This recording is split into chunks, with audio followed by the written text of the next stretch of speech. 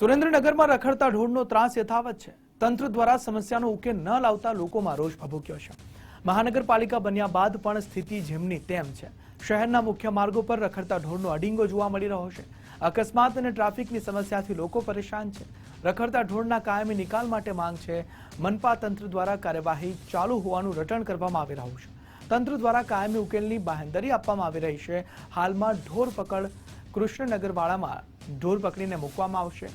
સાયલા મહાજન પાંજરાપોળ સાથે એમઓયુની પ્રક્રિયા હાથ ધરાઈ છે। એમઓયુ થતા રખડતા ઢોરની સમસ્યાનો અંત આવશે। સુરેન્દ્રનગર શહેરમાં જે રખડતા ઢોરોનો ત્રાસ નગરપાલિકા જ્યારે હતી ત્યારે પણ એઝ ઇટ ઇઝ હતો અને અત્યારે મહાનગરપાલિકા થઈ છે ત્યારે પણ અત્યારે મુખ્ય રસ્તા ઉપર ઢોરોનો ત્રાસ એવો ને એવો જ છે। વારંવાર નગરપાલિકા સમયે પણ ગ્રામજનો દ્વારા ઘણી બધી રજૂઆતો કરી, સ્વયંભૂ બંધ પણ પાડવામાં આવ્યો। રજૂઆત કરવા છતાં આજ રોજ સુધી કોઈ જાતનો ઉકેલ આવ્યો નથી। આજે સુરેન્દ્રનગર મહાનગરપાલિકા બનતા જે અબોલ પશુનો જે નિભાવણી ખર્ચને જે આ લોકો એવું કીધું હતું કે એને અમે વ્યવસ્થિત જગ્યા પૂરશું અને રખડતા ઢોરને બચાવશું, પણ પરંતુ આ મહાનગરપાલિકા થતાં આમાં કોઈ સુધારો આવેલ નથી।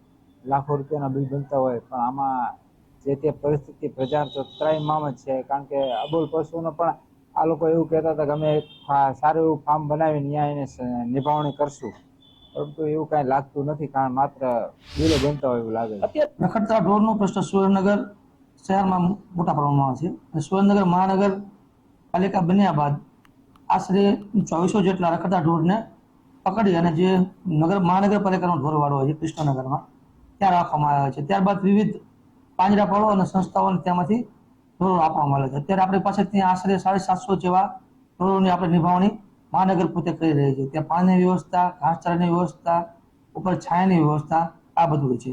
અને જે સામાન્ય સભા હતી આપણી લાસ્ટ, એની અંદર આપણે સાયલા મહાજન પાંજરાપોળને એમની સાથે આપણે એમઓયુ કરવું છે, જે પ્રક્રિયા કાર્યરત છે અને ટૂંક સમયમાં એમની સાથે આપણે એમઓયુ પ્રમાણે આગળની કાર્યવાહી કરીશું।